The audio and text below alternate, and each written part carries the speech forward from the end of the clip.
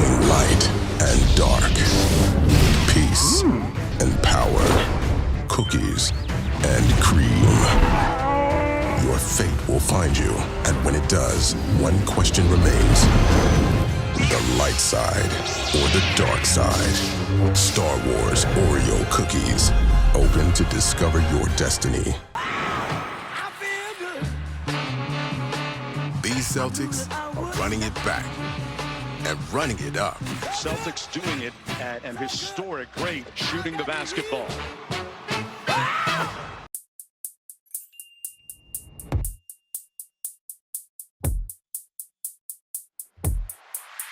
The shape that stole your heart is back for a limited time. Heart-healthy Cheerios. Life, diabetes, there's no slowing down. Each day is a unique blend of people to see and things to do. That's why you choose Glucerna to help manage blood sugar response. Uniquely designed with Carb Steady. Glucerna, bring on the day. Bull sharks. Arguably the most ferocious predators in the sea. But these 8-foot, 300-pound hunters are all born in a nursery. Florida's Indian River Lagoon is the most important bull shark nursery on the East Coast. But a deadly new threat is emerging. A green, creeping behemoth. And it's choking all the sea life to death. What's good, everybody? Welcome to another episode of Take Time Out with Tre Mosley. I am your host, Tre Mosley, and my guest today lives in Atlanta. But he is born and bred from the Shack. This cat, music production, voiceover, animated series. Sounds familiar. Oh, man. We're going to get into that and more with a dope brother.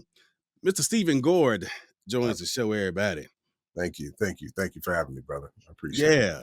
And for the record, I must say, we do have many similarities, including apparently our studio is also the place where we chill, because I see the couch back there. Oh yeah. Oh, that thing pulls out, so I can lay down on it if it comes time. You know what's so right here?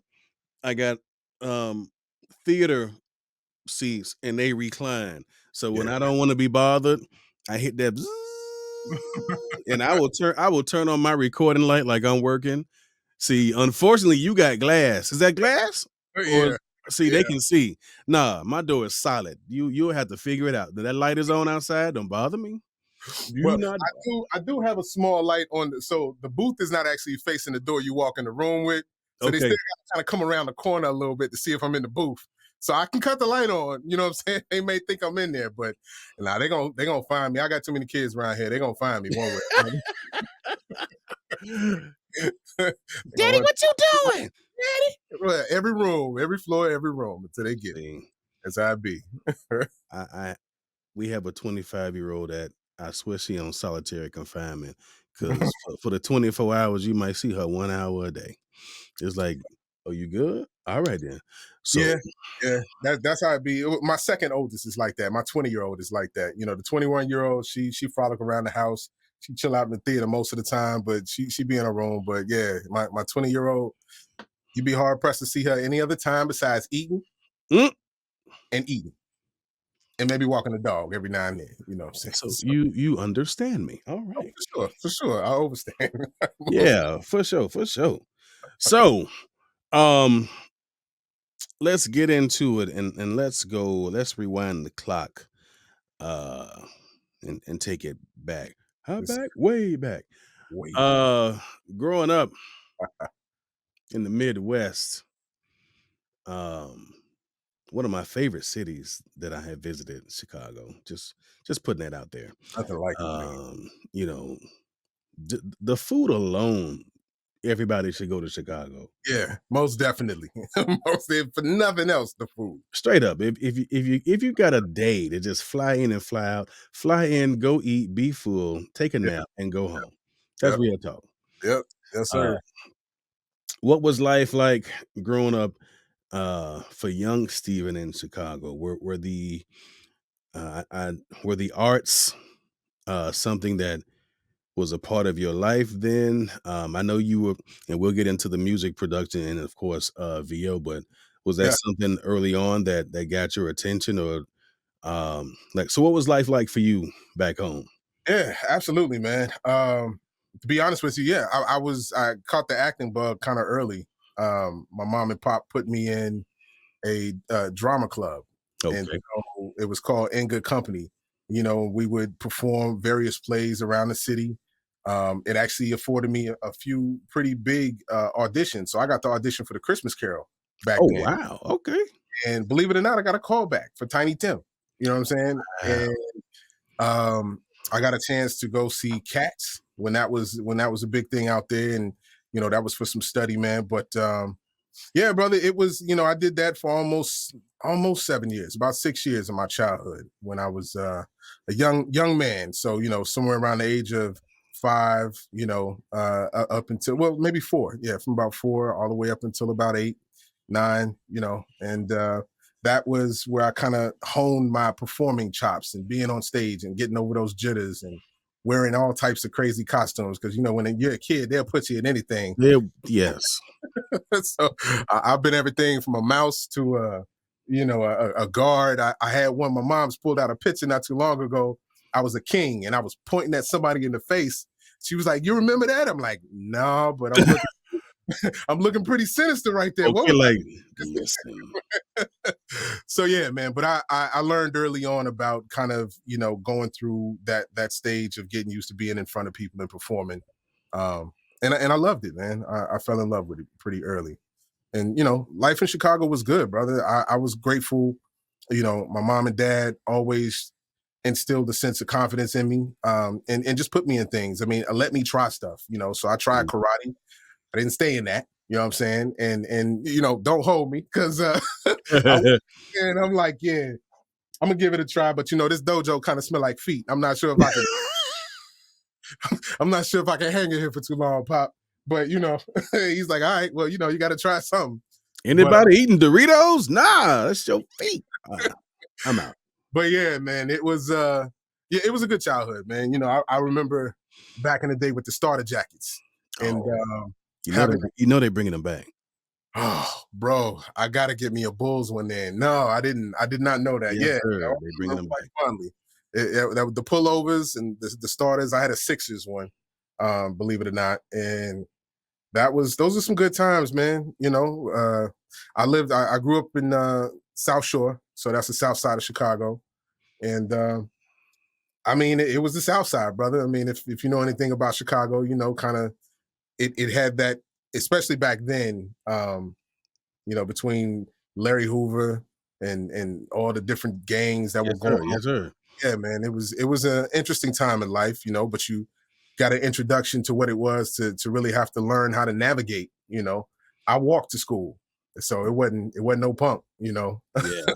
at all, at all. But it was a good time, man. I was grateful. You know, I grew up with my parents. I played outside. You know, that's what a lot of kids now don't get a chance to do no more, For man. Or they sure. just For don't sure. do it. Yeah. So it was good stuff, brother. It was good stuff. I'm grateful. You know, and coming from that environment, because you know, I grew up in Miami, and we went through the riots in the 80s. Yeah. Um, the the Mariel boat lift with the Cubans, where they basically just let the Cubans come. Castro, I remember the guy saying, one of the news reporters was like, Castro has flushed. He was basically trying to say he just let all the people he didn't want on the island just, all right, bye. Right. We just gonna flush y'all and y'all just cast out. And they came to Miami. It was a lot of rioting going on and things like that. And you know, Yeah. I walked to school, even though we lived in a house. I had to walk through the projects to get to school. Yeah. And you know, you live in and you learn, like, all right, don't go down that. Yeah. That's one place. That corner. Nah, that one right there. Yeah, Maybe. you cool. And depending on what time of day, don't walk through that corner. You run through Yeah, that yeah, corner yeah, for sure, quickly. You for do the sure. anime run with your arms out because you're trying to. Right. Catch that wind, get a little boost so you can make it to the crib quicker. Dude, I remember, and we'll get back on topic, but since we talking about it, me and my boys was walking home from school, Yeah. and all of a sudden, we just hear like footsteps. Somebody was picking them up and putting them down. We got on our backpacks. You know, we students, we coming from school. Right. Whole bunch of dope boys like was running past us. And you know, we had back then what was called the jump out boys. And what the jump out boys was, you had these dudes and these what they call them balaclavas, masked up, Yeah, yeah, just yeah. full tactical gear, and they was trying to get the dope boys off the street. So you hear jump out, jump out. Them dudes dropped whatever they had, and they was beating feet. Right. At one point, they are running not past us, but with us, because we try to get away too. Like, we don't want to be caught up with y'all. And I think either I fell or my boy fell. And luckily the cops had already had a beat on them. And he said, that's not them. That's not them. Keep going. And they ran past us. Cause I'm like, Man. Yeah. hey, man. Those are the times, bro. So I'm saying, I never forgot that. Cause I'm Yeah. like, we could have got caught up in that. And I'm like, I just came from school, man. you was going to the crib. Yeah, go crib. get them.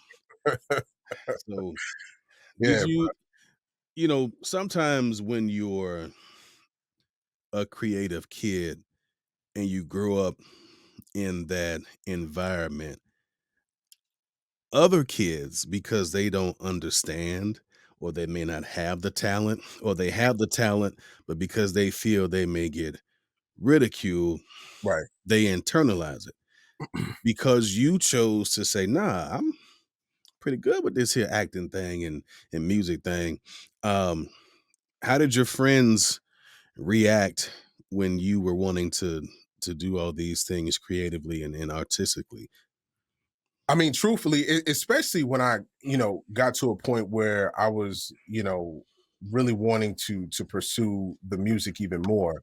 Um, I never really had any pushback, from my circle. I mean, then I had a real diverse group of friends as well. You know what I'm saying? Because you have ones you grew up with that are like literally in the hood you grew up in. And then you have ones you make at school.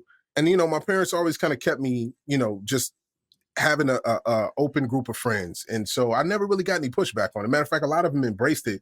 And then a lot of times I became the ringleader for a lot of the creative endeavors we would go on, because I remember the first rap group. We was like, I was graduating from grammar school, going into high school. So freshman year, I'm forming a group. I think we were called the Bug House Crew or something like that. Yo, Okay. I'm dead, and it was so funny. I mean, it ended up turning into the Sleepwalkers, which is hilarious to think back on all the different monikers that you come up with for your hip hop groups and stuff. But yeah, that stuck with us, man. The Sleepwalkers stuck with us. The Bug House Crew was the first one. But yeah, I was always the ringleader.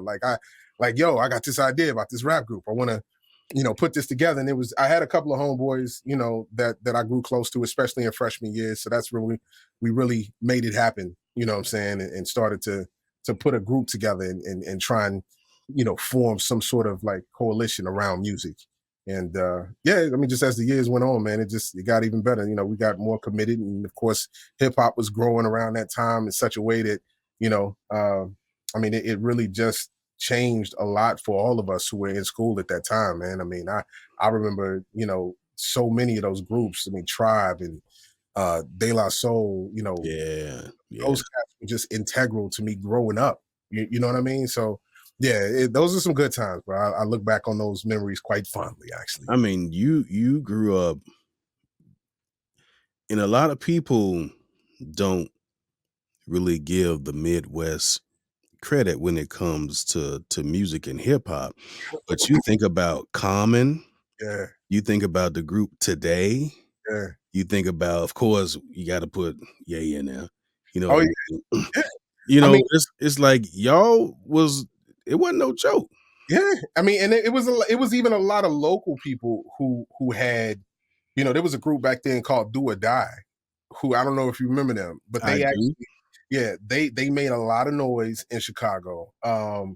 There was another group, of course, Twisters from Oh Chicago. yeah, oh yeah. Forgot about the Legend. Legend. Yes, sir. And then there was some other ones that I'm not thinking even about right now, but they were so influential just in the movement, and they were underground, but they were widely known, you know what I'm saying, in the shop. Like if you were around and you went to the local parties and stuff like that, you would see them. It is another one. I don't know if you remember this. They had a really crazy song called Hay, Smoking Hay in the Barn. Crucial. Oh, crucial. I still bump that, sir. What? Yeah, man. Like, it's funny because I put my daughter. I was telling her about that the other day when I started singing the chorus to it. She's like, I remember that. I was like, yeah, I put you on. She's like, yeah, I know, Dad. I always got to remind them when you put them on stuff because they can't really appreciate it, man. Like these, Nah. bruh. I remember when Men in Black, when Will Smith had the Men in Black song, Yeah, which was sampled from Patrice Russian's "Send Me Forget Me Nots." yeah, yeah, yeah. Me and my nephew in the car, and he like, "Oh, she took that Will Smith beat." I'm like, That's where we at. Yep. "No, sir. Yeah, Will took that beat from from her. her. Yeah, It was a classic yeah, then. Try yep, again." yep. But yeah, that's um, is interesting how um when you're from a certain area, a certain music genre is known everywhere else, but then you go, hold on now, we got a nice little roster of people too. Yeah, yeah. Don't leave us out. Um, so when did you get into so when acting um was kind of put on the back burner, Yeah. how did you discover music? Like, you know what? Let's in you and your many iterations of your groups, like how did that come about? Listen, I'm gonna tell you. Actually, my first introduction to hip hop was Rakim, Follow the Leader, and Still my goat. yeah, yeah. Oh, always, bro. Still Listen, my goat. he was the reason I wrote my first rhyme. He was Same. the reason that I actually decided, like, okay, from here, this is my thing. Like, I found my thing because having an ear for music, my parents always had an appreciation for music. My dad, he would play Anita Baker, Phyllis Hyman, Stevie Wonder, like all of the classics, man. And he had the vinyl.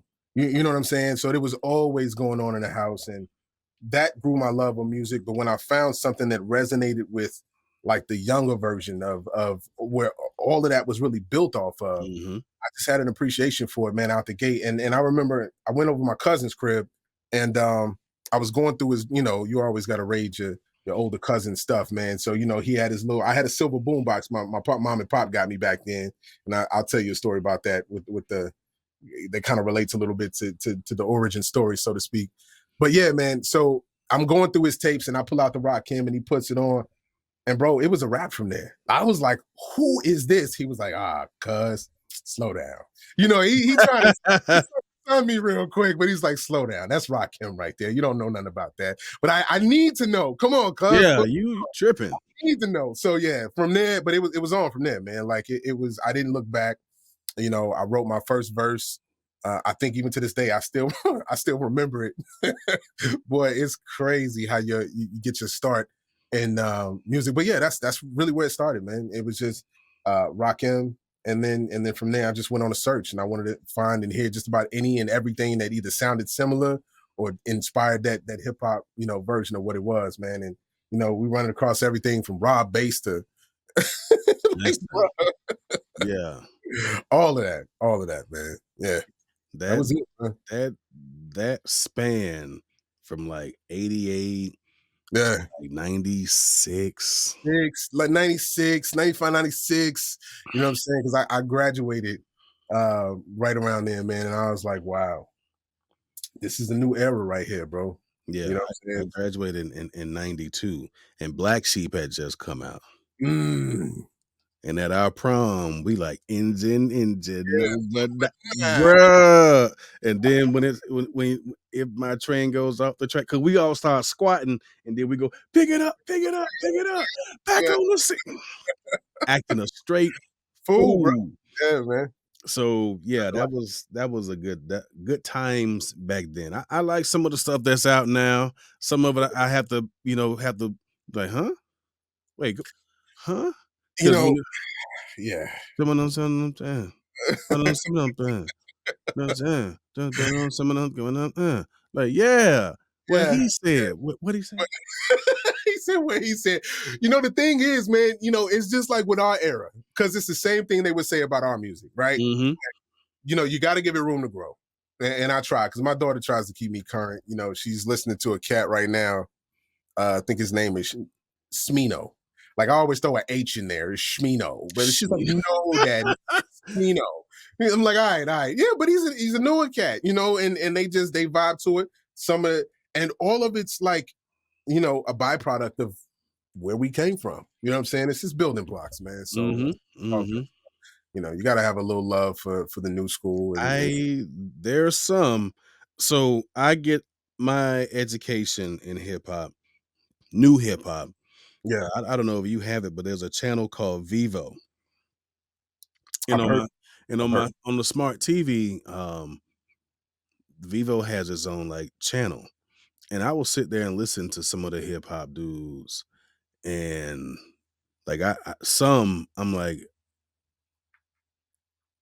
and then there's this one cat named La Russell.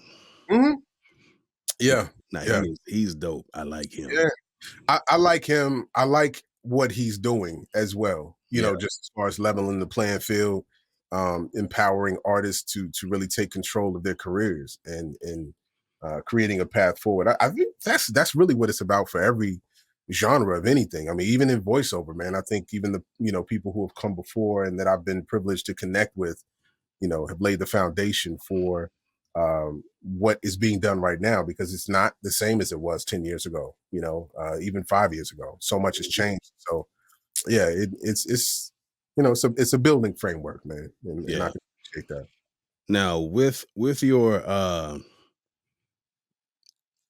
foray into hip hop, um, did y'all like so out of all these groups, did y'all put something out? Y'all had like a hit, like We didn't have any hits. You know what I'm saying? We had hits within our circle, probably with the hey, majority. sometimes who made the song? You ain't gotta like it because the hood gonna love it. You know what I'm saying? So it's like y'all ain't feeling it, but over here, oh, I'm a star. What you talking about? No, I mean, yeah, it's definitely one of those things that I think as time goes on, you appreciate it more. Um, but most certainly that, yeah, man. Like, I'm grateful for it, brother. That's all I can say. I'm grateful for it, very much so. Do you still dabble in music production? Yeah, I mean, it hasn't gone anywhere. You never really lose the itch, it's one of those things that I think I had we did our little records that we played them for people. We've had performances that we've done. We performed down at U of I back then, and a few most of the shows were local that we performed in. And I actually came down to Georgia in '98, and I was pursuing music as a full-time thing. So this is after college. I did my little stint in college, formed a lot of great relationships in college, and met some great people who actually began to kind of chase the music career once I came back to Georgia. But I went back to Chicago for a quick minute. I spent a year and a half finding myself in college, and but I went back to Chicago actually, and I went to Columbia College for about a year studying music production. Okay. Getting behind the boards and really just trying to figure out, where my place was in music. I mean, I was good at rhyming. I was good at, working with records, but I had never really been behind the boards to produce. Mm. So, that was one of the things that I really, when I came down here, I had to kind of do it out of necessity, right? Because I'm a Chicago kid down here in Atlanta in '98. So around then it's like Outcast time and, those guys Yeah. thing. And I had to find a way to find the right production. I was a backpack kid, man. I'm Common Sense all day. I grew up from the block around him. He was one of my big influences. And nobody out here that I knew made the type of music that I could rhyme to. So I became a producer out of necessity. But with that came a lot of learning, and there was a little bit of a learning curve, but I mean, getting behind the Pro Tools boards and, learning how to mix and learning how to blend and, being behind a microphone in my own studio. Cause at one point I actually built my own studio. So that was really just I was dead set. I'm like, I'm going to become a producer. I may not be a rapper in the industry, but as long as I can produce records for other people, I can still do my thing because I'll have a studio, So it just became about the creative outlet, man. And yeah, but and with all good things comes life. Yeah. And life started lifing. So, although I didn't continue to pursue music as a career, I continued to make music. And really just tried to sell beats to people, as much as I could. So I figured if I wasn't necessarily running the studio, because I think I ran my studio almost for a year and a half. And that was while I was working full time. I was trying to find a way to make money. But yeah, I wanted to sell beats, man. I wanted to do what Kanye was doing. I'm like, hell, he's from my side of town. If that man can go out here and sell some beats and get to where he's at, I just need about a third of that. That's all. Get a little piece of that. Yeah. But that was it, man. Those were the footsteps, towards getting into music and being behind the boards. But I mean, everything really led to preparing me for what I'm doing right now, man. And that's why I'm so grateful for it. Even if it wasn't a career that popped off. Now, I literally just had this talk with my daughter. So one of the things before I hit the dirt that I'm going to do, because my oldest daughter can sing. And, I would often get her in the studio. We play around, she's singing my beats or whatever. And, but I told her, she's 21 and she's discovering what she loves. She loves animals and all of that, but she can sing. I'm like, we're going to make an album. Before I'm out of here, we're going to make an album. And watch, it's going to do something magnificent because we're not trying. It's just going to be the organic, That's pop. usually when it happens, man. Yeah, man. You're not trying hard and you like, me and my wife have this thing we say, let's just see. Yeah. And when you have those let's just see moments, and all of a sudden that works. There you go. There you go. All right. Well, I guess we saw. So with that, now into the third act, where you went from stage playing the lobster in a nativity play and and you had your crew, y'all out there, hood legends. You go to Atlanta, like I'm gonna go to the next level. I was rapping, now I'm producing. How did you get from that into what we do now? Oh man, I'm gonna give you the short version because to be honest with you, music, I always wanted to find a way to stay behind a microphone. Me and that mic have been married for quite a while. I love being in the booth and I love creating. So it was okay. And one day, and I don't know, you talk to people and I'm sure you've heard people tell you, oh, you have a nice voice and so on and so forth. So, right. Like, okay, but what does that really mean? Well, Right. I'm like, let me see what it is to use my voice, in voiceover. Like, what is that like? So, I started researching.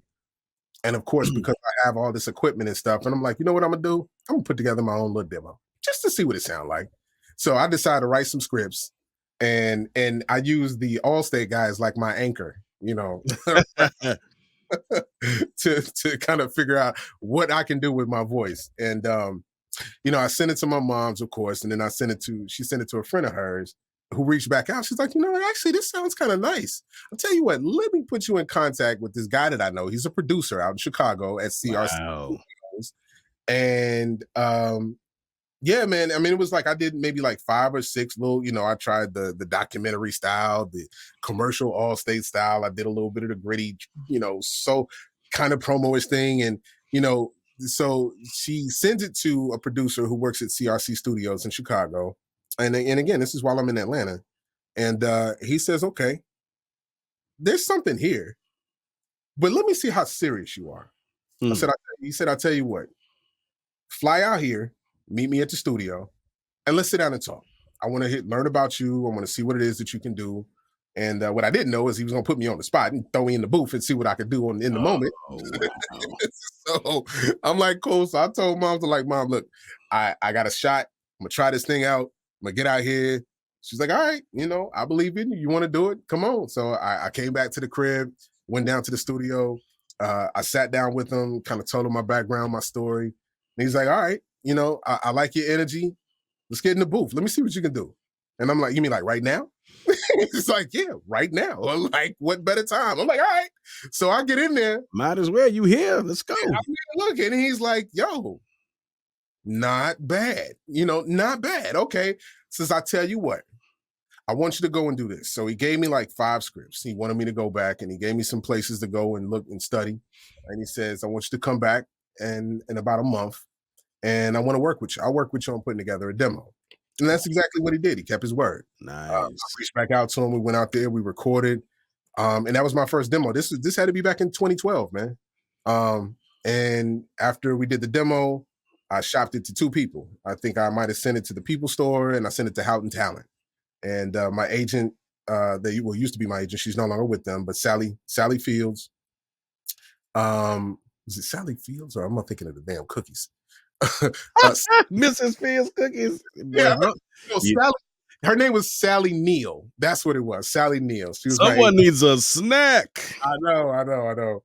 And so she hit me, and she's like, have you talked to anybody else yet? And no, I'm sending this out. She's like, don't. I want you to come in and talk to me. Yeah, no, seriously. This, like, I couldn't even believe I was having a conversation. She's like, I want you to come down to the studio. I want you to talk to me. Don't talk to anybody else yet. Just sit down, see what we have to say. I like what I hear. I want to meet you, figure a little bit about, about who you are. Yeah. And it was, it was a great meeting, man. And I walked out, signed my first contract to be a voice actor with Houghton Talent. Wow. And she started sending me auditions. I had my very first audition, which is a Publix radio spot. And I booked it. And I was like, I can't believe this. And she's like, that doesn't happen to anyone. You booked your very first one. And I'm like, yeah, I found my thing. And I didn't book anything else for about 6 years. That's how it goes. They pump you up, and then they remove the seat, and you sit down and you fall. I was like, man, what is going on? But, there was a lot that needed to be done to really prepare to make it a career. Going off of raw talent and passion is one thing, but that can only take you so far. I've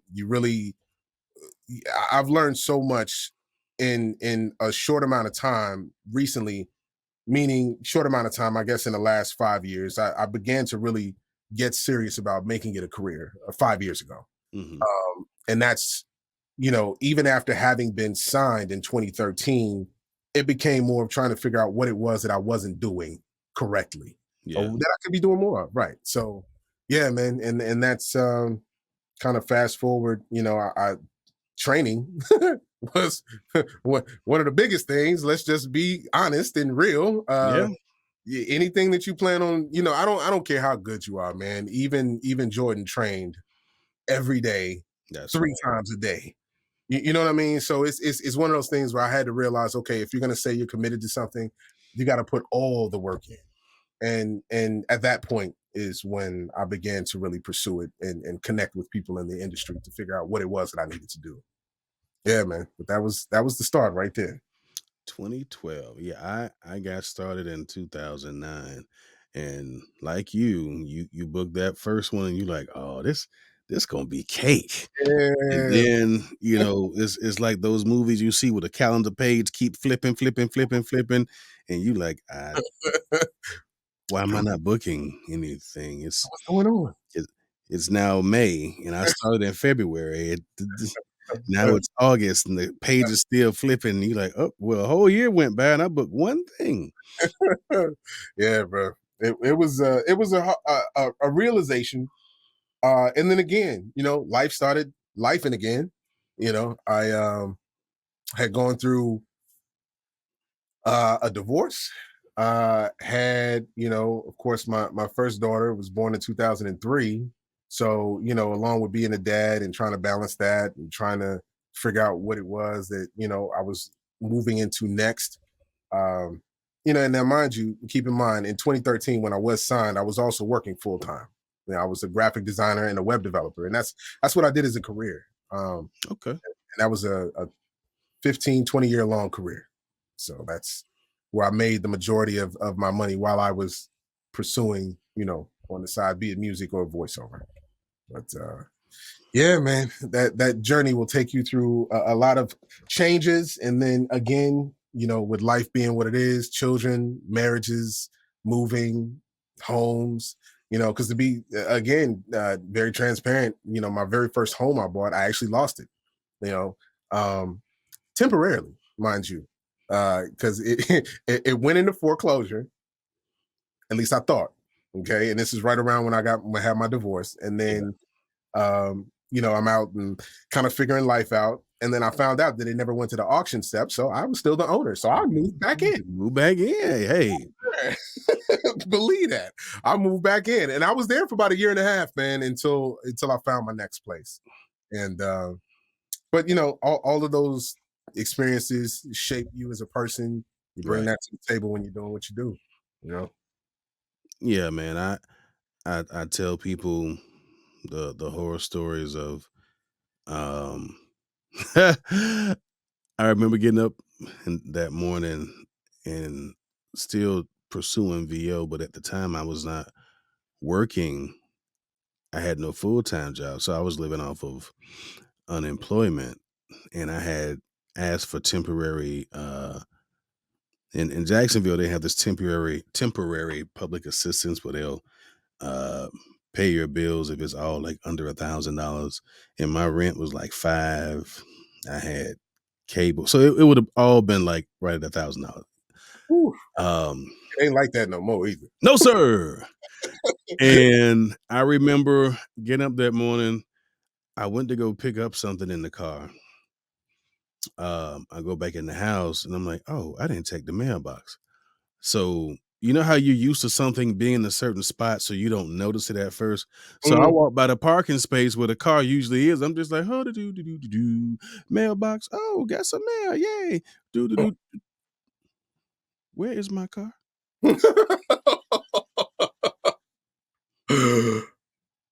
I'm like, somebody done robbed me. But I see no glass where the car is. I see no evidence of forced entry where the car is. Yeah, And all of yeah. a sudden my cell phone goes I'm like, hi, this is Southside Nissan, and we just want to let you know that we had our carriers come and procure the car. Right. Your remaining balance is blah blah blah blah blah, and you're 60 days behind. Yeah, yeah. Um, how would you like to take care of this? I'm like, how much I owe y'all? Well, as it stands, sir, with taxes and late fees included, it's going to be 900. Okay, so when can I come and just get my stuff out the car? Right. Like, I just, hey, I just, I just paid my rent and utilities. I could catch the bus, but I need somewhere to stay. So, where's your impound located? Yeah, man, see you in an hour. And I call my boy like, man, they done got me. they got me. Can you Yeah, take me to get my stuff? So yeah, it's not always glamorous. You have some people that, yeah, I booked my first thing and then this happened and then nah, yeah, man. that did not happen. But again, I think all of those things shape you to be the person that you are as of right now. I mean, hey, bro, you the OG. So look at you now, baby. You can call me son back and be like, yeah, you know what I'm saying? Remember that car y'all took? Well, you can keep it. I mean, right Yeah, yeah. That car you had, I really don't need that now. But nah, I'm not that kind of dude. But I appreciate it, and it's weird hearing people like, yeah, man, you the goat. I'm like, I am not the goat. And you got the Ciprianos and Fenoys that are still working a lot. Like Yeah. them the ghosts. And like, well, for my generation, because I didn't grow up with them, but there's this couple of young dudes that follow me on Instagram because they found out that I was the voice in Madden. So I had all these middle school and high school kids. Yeah. Some of them who now have graduated and have gone to college because when they first heard me, they were in the 8th grade. Yeah. By the time, so that was like Madden 19 or Madden 20. So now I'm Madden 25 and they're in college. And it's like, wow, Yeah. that. So, to them, I'm their GOAT. I guess that's cool. Hey. It's crazy to even be put into that category. I Uh, know. And that's what makes you who you are, man. I'm grateful to know you, brother. I got a chance to, we talked a little bit about this before, just on my origins of finding out about who you were. And even with the man stuff, man, that is pretty major, bro. Because that is such a part. Like me, I come from the Tecmo Bowl era, so oh, I grew into Madden. You talk know what I'm about saying? it. Yes, Bro, sir. when Madden first came out, so just the fact that you've been able to be a part of people's childhoods, you know what I'm saying? That's major. People never forget that, man. Yeah. So hey, whether you call yourself the OG or the GOAT, brother, just allow us to go ahead and allow you to You know bask. what? Y'all got it. I appreciate it. But no, it was a thing because I remember walking in the studio for the first time and I'm like, it was like, you good? I'm like, yeah, I'm chill. I said, I've been playing Madden since 95 Yeah, for I said, and here we are almost 30 years later, and I'm in the game. that's crazy. I'm like, I need a minute. Yeah. So they was like, yeah, man, it kind of blew me away. But this ain't about me, man. See how you tried to flip it, and no, we ain't gonna do that. This ain't about me. So you had that span where you got that first VO gig, and you was Yeah. like, oh yeah, this Yeah, this man. gonna be easy. And then the tumbleweeds was coming by, and you're like, I have not worked. Did Man. you ever get to a point where you was like, well, damn, I thought I was good, and ain't nothing coming in? Well, guess I better uh keep brushing up on my Wix in Dreamweaver and keep it moving. It's funny. I think at one point I did have a moment where I was kind of like, okay, I'll always be in the lab in some way, shape, or form. I'll always be messing with this music, but and I say that even knowing that I took my very first, because I think I was working off of my Digi 002, and I'm gonna take you back because I had a Digi 001 when I first started producing. Wow. Yeah. And then I moved up to the 002. So I was doing a lot on that initially. The problem was, with a lot of stuff. Well, the first major issue that I had when I was recording, man, I was doing it in the middle of my living room. So I wasn't in a treated space. Yeah. So you take that, and then of course a lack of training. And then, again, like I said, between life happening, having kids, I got remarried. Once I got remarried, actually, my wife, she kind of understood my history, all the things that I had done. And, she wondered why I hadn't really pursued it. She kind of was like, babe, I support you if that's something, you want to do. I'm like, all right, cool. And then I went and I invested in the first little Apollo, you know what I'm saying? And I got it. And I think I had it for about 6 months. And, I was still only with Houghton. So I was auditioning. I did have a better space, but I hadn't moved into my closet, right?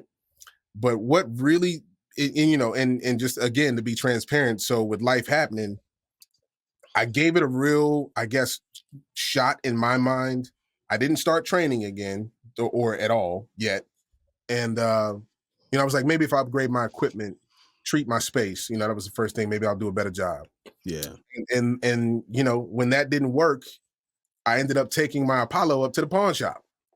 And that was, I can't even call it a bittersweet moment. It was all bitter.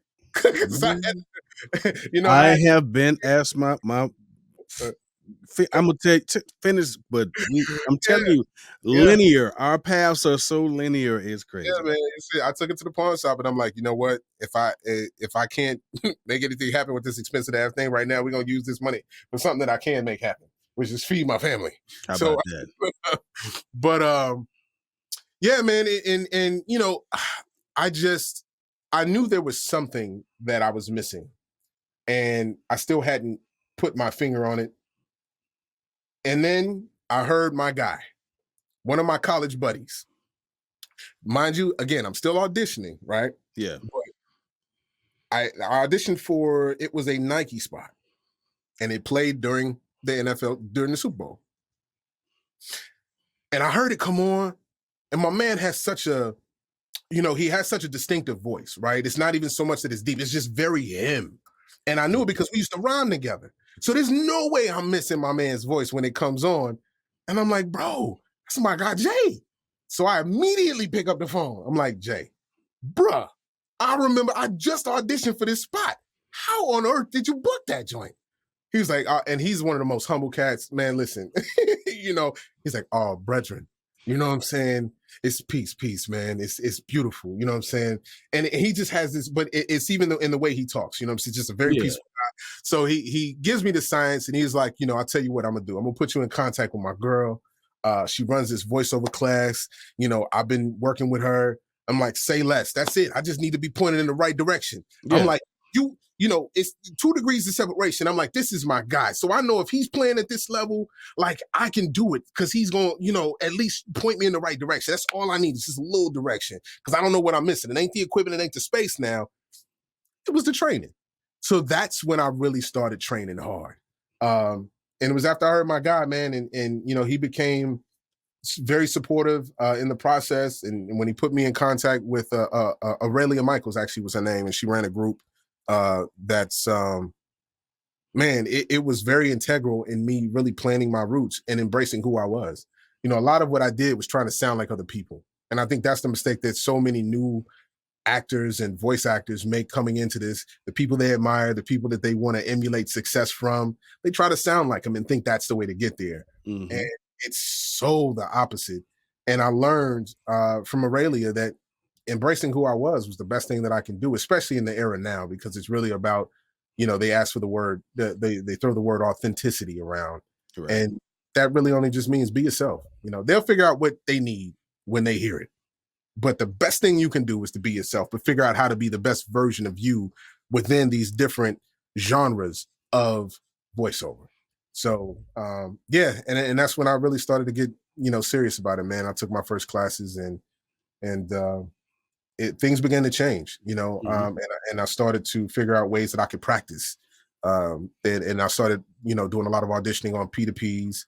And then I found one that I've kind of stuck with, and everybody's got mixed reviews on P2Ps, but, I've been on voices.com for, at least 4 years now.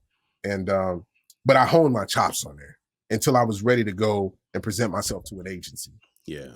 Yeah. And that's really what it was, man. But, yeah, brother, my studio has seen an influx of equipment come in, leave. And come out, Yeah, I was heading to the pawn shop and was stopped by this young lady. And she was saying, where are you going? I'm like, I'm going to sell everything. It's a fire sale. And she told me no, because I don't want to come home every day. You come home from work, wherever you're working, and you're not going to be happy there. Yep. And every time you hear a promo or commercial or play a game, you're going to be what ifing. And I don't want to be sitting here what ifing with you. So after that and listening to the woman, I stayed in it. Key takeaway. Yeah. Woman. Listen to the woman. And I stayed in it and things started to turn around. I'm like, I'm gonna have to keep her. You might be all right for me, man. Yeah. You going and wife you up real quick, like. So that was another investment that I made good on.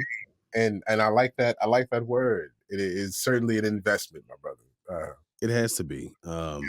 Voiceover is not a thing where you achieve a certain level of success and then you like, all right, let me just hit autopilot and wherever we land, we just land. Yeah. No, because when that turbulence come and wake your ass up, you're like, whoa, what you mean I ain't booked in 2 weeks? Yeah. Oh, and the bills coming in. Yeah, you got to right the ship, baby. You want to keep it on cruise control, or do you want to ascend higher Yeah.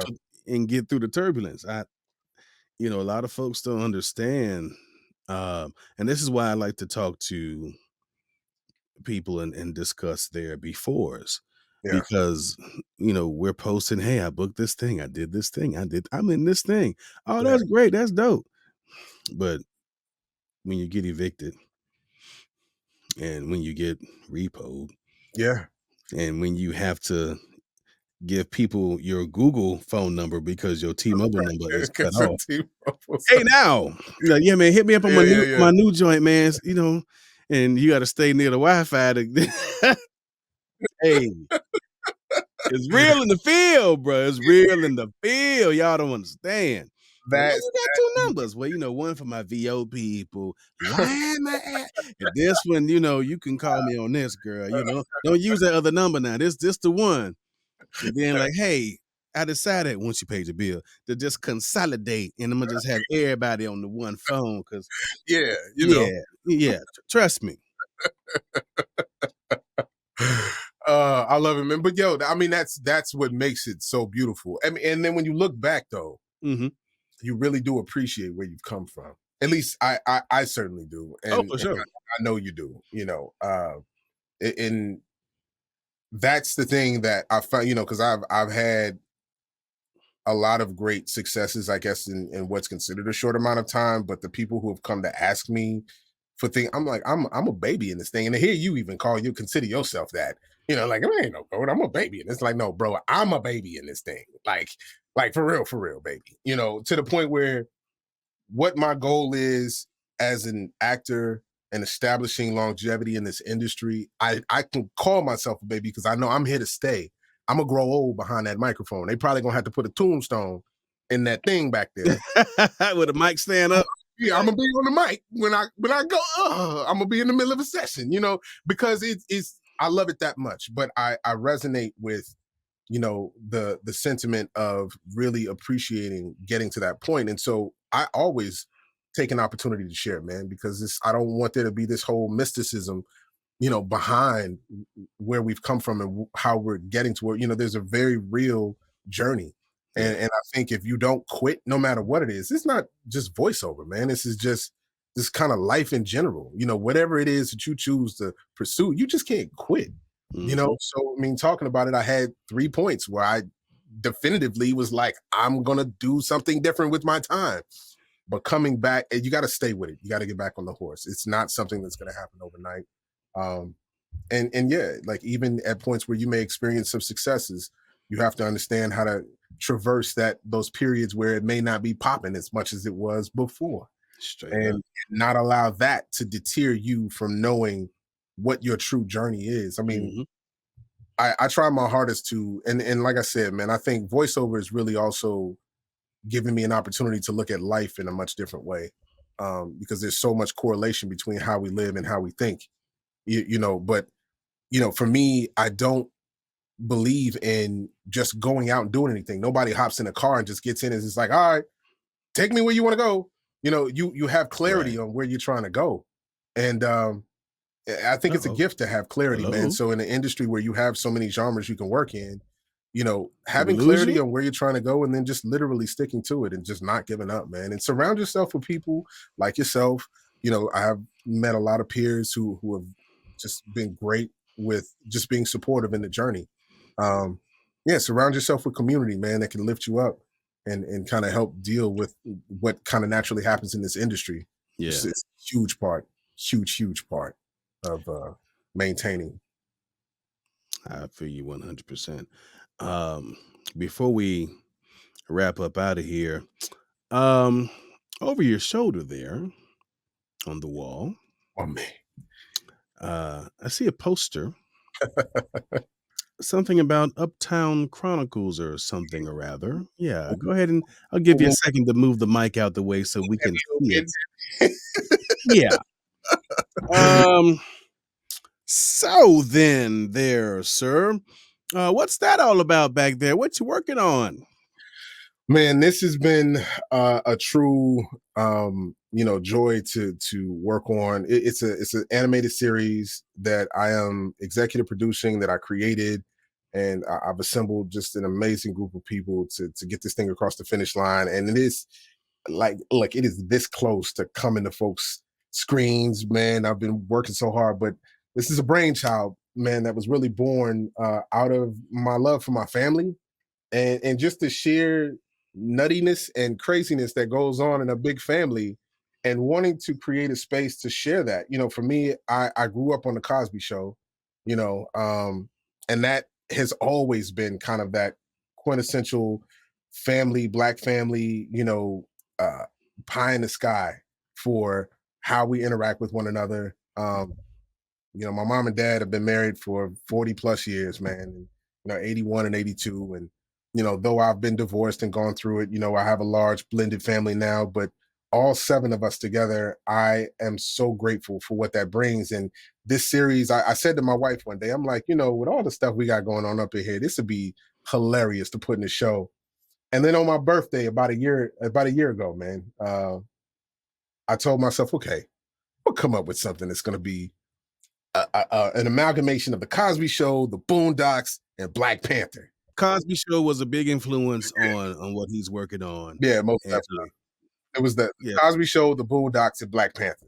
Those are the anchors for getting this series across the finish line, man. And yeah, we got a lot of good stuff coming in the new year, man. We created a comic book of it too, so we're hitting all the Comic Cons in the new year coming. And we'll be at ATL Comic Con, Dragon Con, Blurred Con. We got some good stuff coming up, man. And we've had some good talks with a few production houses, so they're very interested in it. Yeah, man. I had auditioned for it, but I didn't Hey, make and we got a podcast coming, and I got to tell you this. I had to talk about it because you and I really appreciate you auditioning for it, man. And we actually have a place for you in the series. So believe it or not, we have 2 seasons. It's already ready to go, brother. So I was the bad guy, and he was like, "Yeah, man, we had to give it to another dude." I'm like, "What you mean you had to? You couldn't have not had to. You could have just said we staying over here." we started a podcast that we're doing with the series, man, and we actually told the story about how that came about, man. But one thing I can say is, believe it or not, it was a hard decision, and you really set the bar on what the performance needed to be like. So I'm gonna be real with you, man. It's one of those things. It's funny because I think when we audition for things all the time, you may not always book the thing that you went out for, but your performance will put you in line for something else because they're like, it stood out so much that, whether that was not for you, but we got something for you. Trust me when I tell you that. So, but, Y'all heard it here first, so y'all don't see me in the show like, but I thought your boy, that's your boy, right? I thought he said he had some. Coming for me. No, we got something for you, most definitely, bro. And yeah, I appreciate you being a supporter of the series, though, man, for real. Oh yeah, no doubt, man, no doubt. Because as someone who's trying to get their own thing going, I know how that is, especially when you got to come out your own pockets. Talk about it. You like, that's gonna cost what? Talk about it. But it's only 3 minutes. Yeah. And you won't for 3 minutes? Yeah, man. Animation ain't cheap, y'all. No, it's not. It's not. But it's a labor of love, and I got some good people around with me, man, and they all understand the vision of where we're trying to go with this thing. And I've even brought on a guy who's kind of heading up our operations, so to speak, and I'm thinking differently about it now because he's like Neb, which is my nickname. Like, most people know me as Steven, but my college nickname was Nebulous or Neb. Was that your rap name? That was my rap name. Yeah. That was Nebulous was my rap name, and then I had a stint after I got divorced where I started spending all my time in the gym, and I was starting to look like Lou Ferrigno, and they started calling me Big Neb. You know what I'm saying? But yeah. Not just I got stuck walking between coming out the bathroom doors, and my wife cracked up laughing. But that's a whole nother time. I mean, them traps was trapping, bro. I'm not that guy no more. I like being the slim guy, and you know what I'm saying. And there's people wondering like, do you play? I swear, somebody stopped me and asked me, did I play for the Falcons? And I'm like, no. And they're like, no, yes you do. Come on, just tell me. I'm like I literally had to stop people from asking me questions all the time about who I played for. But anyway, that was a whole different lifetime, brother. But yeah, man, I'm excited about it, man. So 2025, we got some good stuff coming. Top of the year, I believe we will be in production from some of the talks we're having. So, we'll keep the fingers crossed and just go keep putting the feet on the pavement, brother, because we need this series. We need our Black families to be shown in a different light, man. We just don't have enough animation. Really, we don't have enough shows, but especially in the sector of animation, I think we need more that show us in a light, especially our families, our family dynamics, and that lend to a better narrative as far as to how people view Black family dynamics. So that's our goal. And I agree. yeah, I man, agree. so I'm all my crazy kids and my lovely wife are my inspiration. That's dope, man. Yeah. All right, we have come to the final segment of the show where we ask the guest, you, Steven Goard, when you are not making animation and doing promos and all things VO, how does Steven take time out for himself? I meditate. I'm boring, bro. Like I'm not even gonna hold you. I don't be on the streets. I don't be outside as they call it. I'm in the crib. I'm watching the game. I'm meditating. I'm reading a book. I'm listening to an audio book, and playing with my kids, man. And that's it. Because I still got a 5 and a 7-year-old, and they don't hear 47. And they expect me to do all this that I did when So, I get down and they'll be like, Daddy, why you sound like that when you been down? Damn it. It's just a sound, boy. Go. You be like, you know how back in the day, old people, every time they sat down, Yeah, bro. Like, look, I don't even think about it. I just do it. And they be like, Daddy, what was that sound you just made when you it's called? That's the sound of fatigue, son. I'm tired now. I done played ball with you and chased you. Yeah. Let me sit down. Yeah, man. Yeah, especially my littlest one, boys. Daddy, pick me up again. Okay. Daddy, one more time. Okay. About the third one, girl, you better I'm about like, look here. I've done my workout for the day. I've curled you 6 times. Like, man. You are 52 pounds now. I'm good. Yep. They keep you young. That much I will say. They keep you young, brother. But that's it, man. That's how I spend my time. Why, I'll be in that booth. Sometimes I'll be in there messing around and creating and creating characters. I remember being a kid, and that's what I did. I think I've told the story a million times. I had a boombox, silver boombox that had some G.I. Joes in this hand, Transformers and He-Man in this hand, and some sound effects. And we just created our own little show. Yeah. Transformers, you say? My man.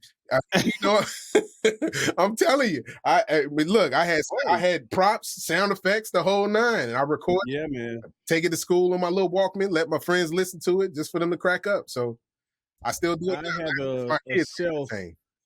I have a shelf full of Transformers. I'm looking at Megatron and Galvatron, Shockwave, Cyclonus, Starscream.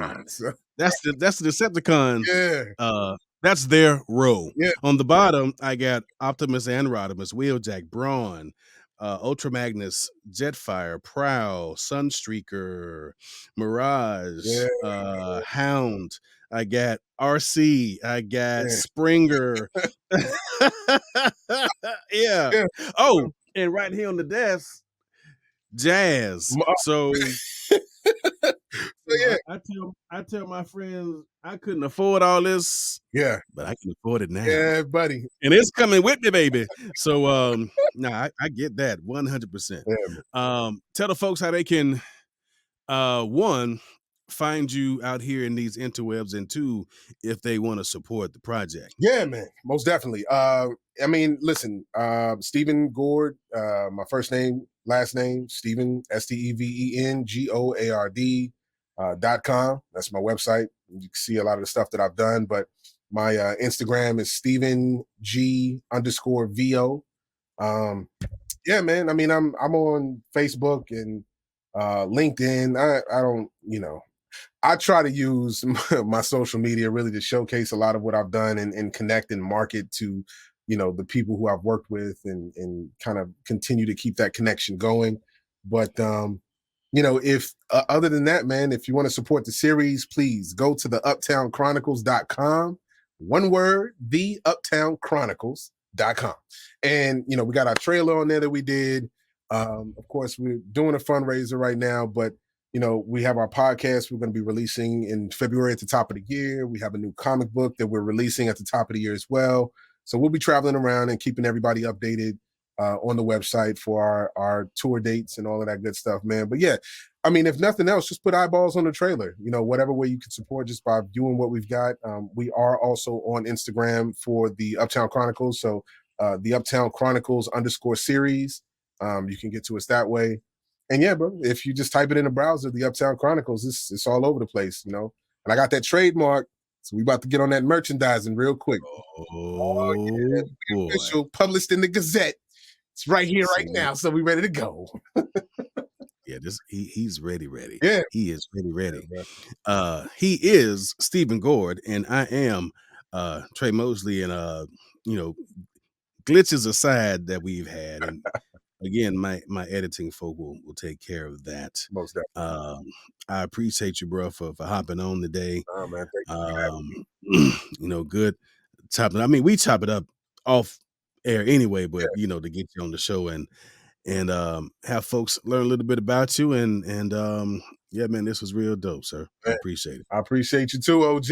And then until next time, man, keep rising, and I'm gonna keep trying to emulate your greatness out here. Man, let's go. I'm gonna just, my wife said, just say thank you. So thank you. There it is. Again, the great guidance of those beautiful women we have in our lives, man. Listen to the woman. Yes, please. But again, I appreciate you, OG. Thank you for having me. Appreciate you, man. All right, y'all. Until the next episode, we out of here. And take some time out for yourself. Y'all take it easy. All day. Thanks for listening to the Take Time Out with Tre Mosley podcast, part of the Titan Media Network. You can find us on Spotify, Apple, iHeart, or wherever you get your podcasts. To see the video version of this, you can find us on YouTube on the Take Time Out with Tre Mosley YouTube page. Thanks for listening, or thanks for watching. Either way, we'll see you next time.